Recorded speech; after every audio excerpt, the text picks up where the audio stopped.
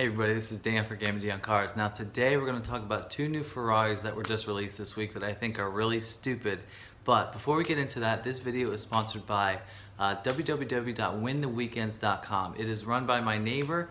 It is a blog about fantasy sports, gambling, and dad life, and go check it out. It's a really good thing. He is a guru of fantasy sports. So let's get started.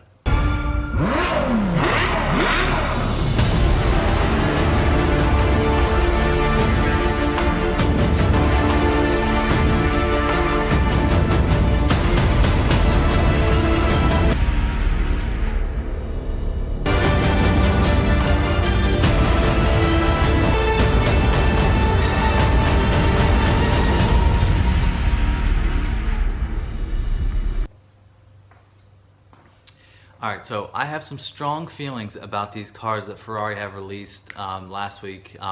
There was a special event in Maranello that was called Icona Ferrari. They had their own special Instagram and everything.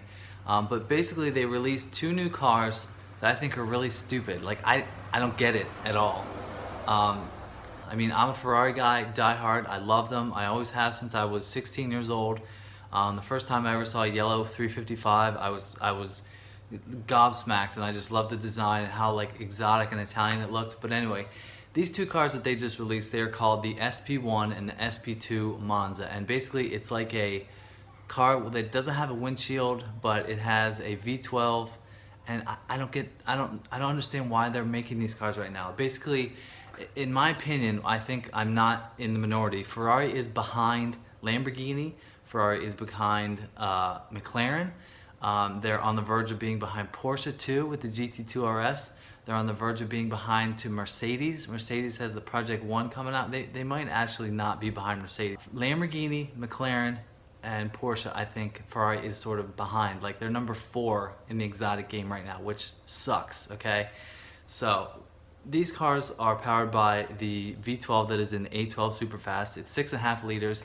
They have 808 horsepower. They're going to go 0 to 60 in like 2.9 seconds, but who cares? They're only going to be for rich people who might not ever drive them. So I understand, the only way that I can understand that they're making this car is that the people who buy them already have 10 or 15 Ferraris already, and they're just buying it to sort of be part of the collection. But it almost seems like they're just going to be garage queens, or maybe they'll just take them to the track every once in a while, like Monza, I guess. But I don't understand it. I mean, when you're behind the Huracan, the 720, the GT2 RS, and you come out with a $1.5 million, $2 million car for only the rich assholes that buy Ferraris, I don't understand.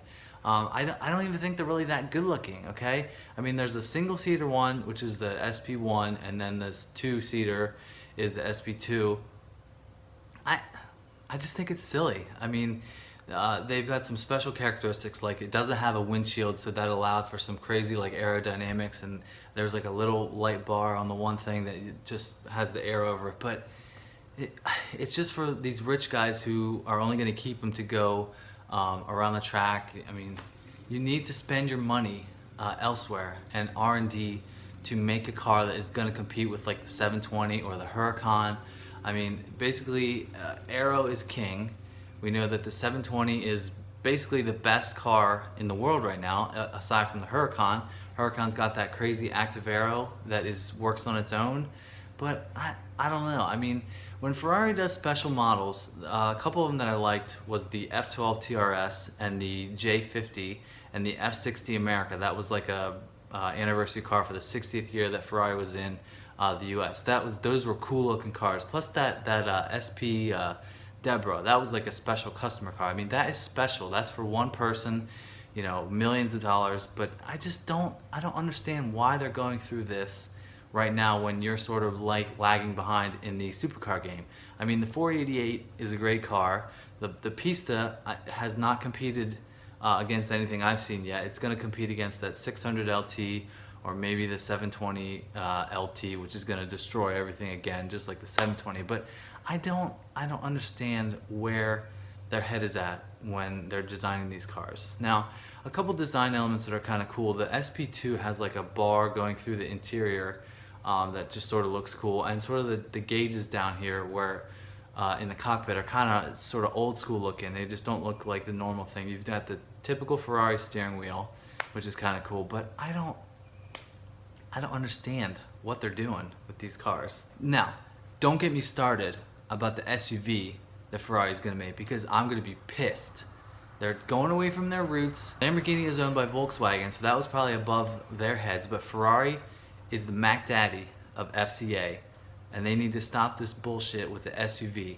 The only way that SUV is going to be cool is if it sort of paves the way for other mid-engine V8s, which that's the line that I like the best. I like the 488, and the 458 is like my favorite modern Ferrari.